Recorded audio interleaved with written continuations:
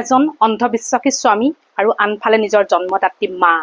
আহকচোন আজি তেনে এটি কাহিনীৰ মাজলৈ আমি আগবাঢ়ো। এদিনাখন প্ৰায় ৰাতি 11 মান বজাত ৰমেনৰ পত্নীৰ ফোনটো হঠাতে বাজি উঠিছিলে। সেই সময়ত ৰমেনৰ পত্নীয়ে ঘৰৰ সকলো দায়িত্ব পালন কৰি ৰাতি সকলোকে খুৱাই বুৱাই লৈ তেওঁ নিজৰ কামত ব্যস্ত হৈ আছিলে। কাৰণ এগৰাকী মহিলাৰ ঘৰৰ সকলোখিনি কাম কৰাৰ পাছতো বহুতো দায়িত্ব থাকে।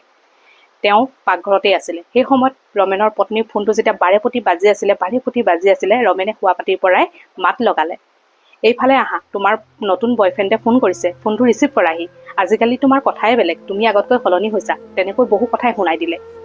সেই সময়ত ৰমেনৰ পত্নীয়ে একো মাত দিয়া নাছিলে। দুচকুৰে দুধাৰি চকুলো নিগৰি আহিছিলে।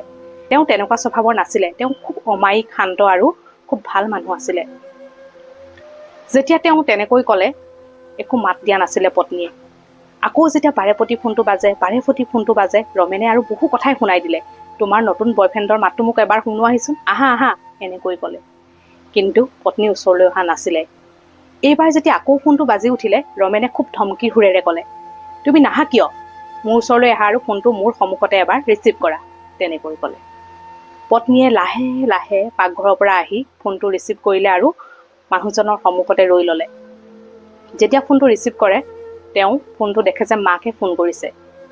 ফোনটো যেতিয়া ৰিচিভ হোৱাৰ পাছত সিফালৰ পৰা পত্নীৰ ভায়েকে চিঞৰি চিঞৰি কান্দি আছে আৰু ক'লে যে বা তই ইমান সময় কিয় ফোনটো ৰিচিভ কৰা নাছিলি? মই তোলৈ বহুবাৰ ফোন কৰিছোঁ। হয়, ইতিমধ্যে 17 বাৰ ফোন কৰিছে ভায়েকে। কিন্তু সেইফালৰ পৰা যেতিয়া ভায়েকে চিঞৰি চিঞৰি কান্দিবলৈ ধৰিলে পত্নীয়ে মাত দিব পৰা নাছিলে, কাৰণ তেওঁ দুখে খুন্দা মাৰি ধৰিছিলে।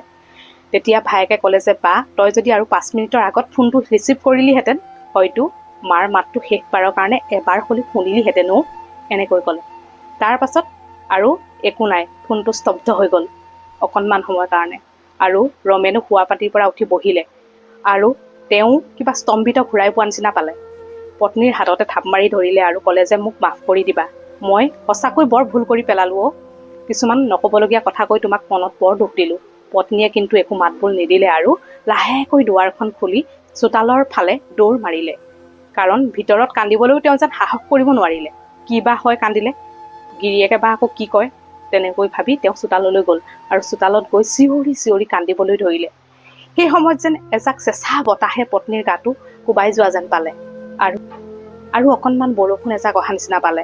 আৰু লগে লগে পত্নীয়ে কান্দি কান্দি ক'বলৈ ধৰিলে, মা তুমি ক'ত আছা আৰু তুমি ক'লৈ গ'লাগৈ? মোক এনেকৈ এৰি তুমি যাব নোৱাৰা। কিন্তু সেই কথাখিনি শুনিবলৈ মাক আৰু এই পৃথিৱীত নাই। তেতিয়াহ'লে আহকচোন, নিজৰ পত্নীক তেওঁ পত্নীৰ মৰ্যাদা দিব নিবিচাৰে। কাম কৰিব লাগে, ঘৰৰ দায়িত্ব পালন কৰিব লাগে আৰু বহুতো।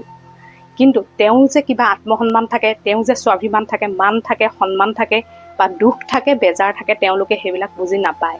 কাৰণ কৰ্ম কৰিব লাগে, সময়মতে সকলো পাব লাগে, সিমানতে শেষ দায়িত্ব।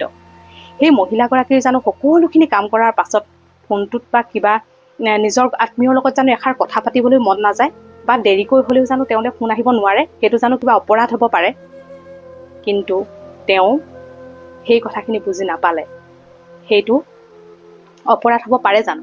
আজিৰ সমাজত কিন্তু দেখা পোৱা যায়, অকণমান ওলাই গ'লেই হয়তো অন্ধবিশ্বাস, অকণমান ফোনটো ইফাল সিফাল হ'লেই অন্ধবিশ্বাস, অকণমান কথা দেৰিলৈকে পাতিলেই অন্ধবিশ্বাস, কাৰ লগত বা পাতিছে, কি বা হৈছে, এনেকুৱা বহু কথাই আহি পৰে, আমাৰ চকুত ধৰা পৰে।